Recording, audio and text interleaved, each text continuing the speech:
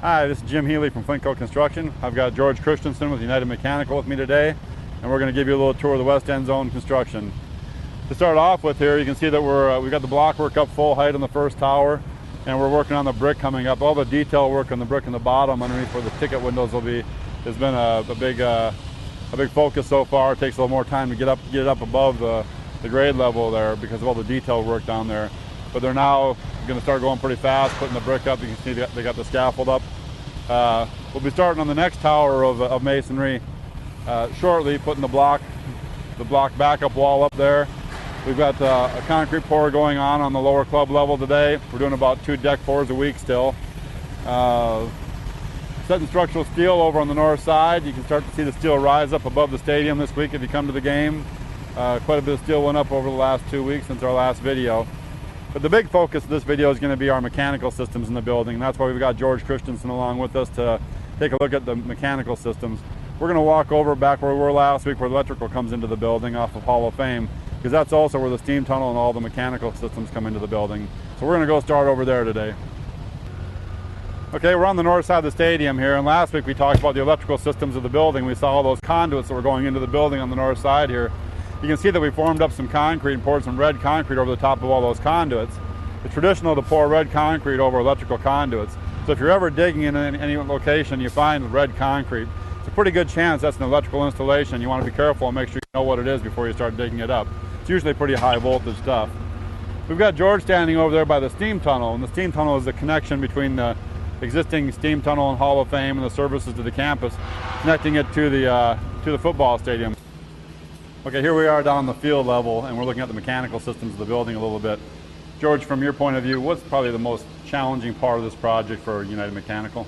I think thus far the most challenging thing we've ran into is the coordination, the issues with trying to keep the ceiling heights and get everything to fit in all the different piping systems that we have. We've got a lot of large ductwork serving this area, or the areas down in the field. So that's probably the biggest challenge thus far. Yeah.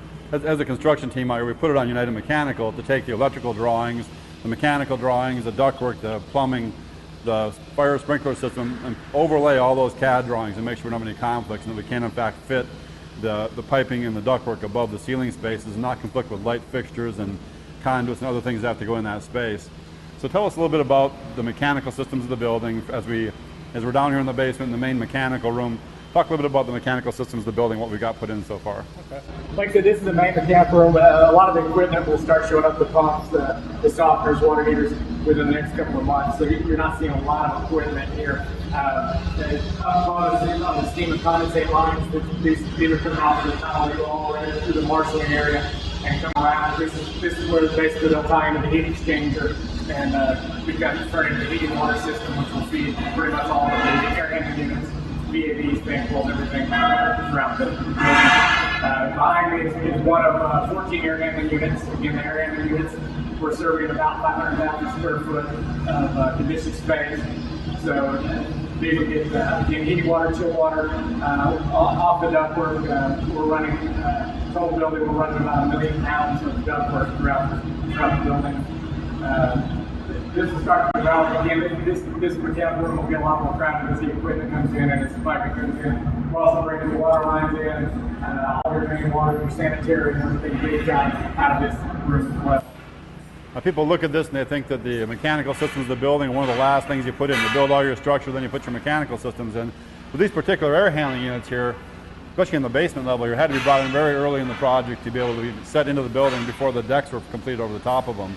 So we had a lot of pre-planning, a lot of engineering went into the mechanical systems and material fabrication well before we got to this point in the job. Let's go take a look around the corner. There's some areas over there. We've got quite a bit of piping up in the ceiling space and quite a bit of ductwork already in. Okay, now we've come right around the corner. We're in the commissary area. This is the area where they're going to store all the food for the athletes that they're going to cook up above and then ultimately serve them up in the lower club level with a view of the field up there. You can see we have recessed places in the floor in here for walk-in coolers that you drive forklifts into, walk-in freezers you drive forklifts into. They'll be able to take that food off, receive it at the loading dock, store it down here, take it with a forklift into the freight elevator, take it upstairs, cook it in the kitchen, and then serve all the athletes at OSU 2 meals a day up there in the team table area. But the mechanical systems down here are pretty tight. So George, you want to talk about the mechanical systems a little bit in this room? Yeah, this is one of the areas that we have some ceiling issues. Of course, it doesn't necessarily look like there's a lack of room, but they've got 14-foot ceilings in here.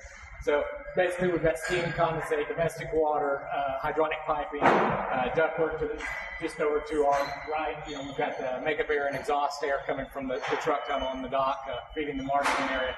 So this is, again, one of the more congested areas and kind of a typical view of what's going on throughout the field level in many of the areas.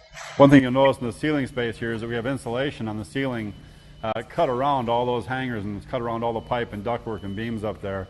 That insulation, of course, is to keep the room insulated down here. We have basically a concrete slab above that, so when you're going to heat a space like this, you need to put some kind of insulation up there. Concrete's not a good insulator, and we've got to cut that around all those pipes and hangers up there, though. So that's kind of a challenge for us. I guess we'll go take a look at the locker rooms, huh?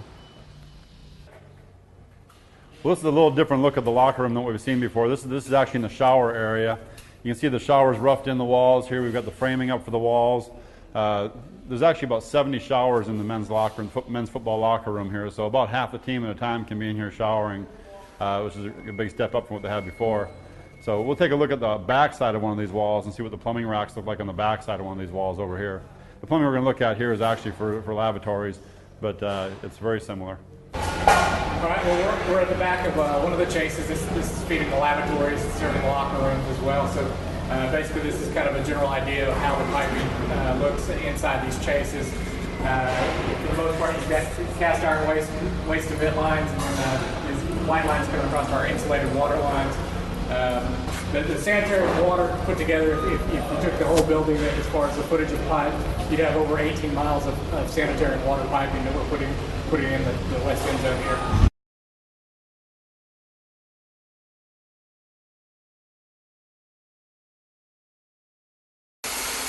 I think if you scan around to the left, right, you can see some of the framing work done in the locker room. That's the actual locker room area right there. A lot of the drop ceiling framing work has gone in already. So you get a bit of a look at that. A lot of radial drop soffits and just a really nice finished area getting ready to be put together here. Let's take a look. Let's go down the field and take a look at the stadium from the field side. Okay, well, we're standing out here on the field now, taking a look at the stadium project from the field. You can see on the north side up here, the structural steel has risen up above the stadium now.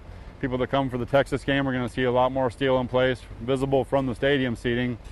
And that's going to continue to come around and connect up to the center. Of course, we have a lot left to do. We'll be well into 2008 putting that steel up, but we're making great progress.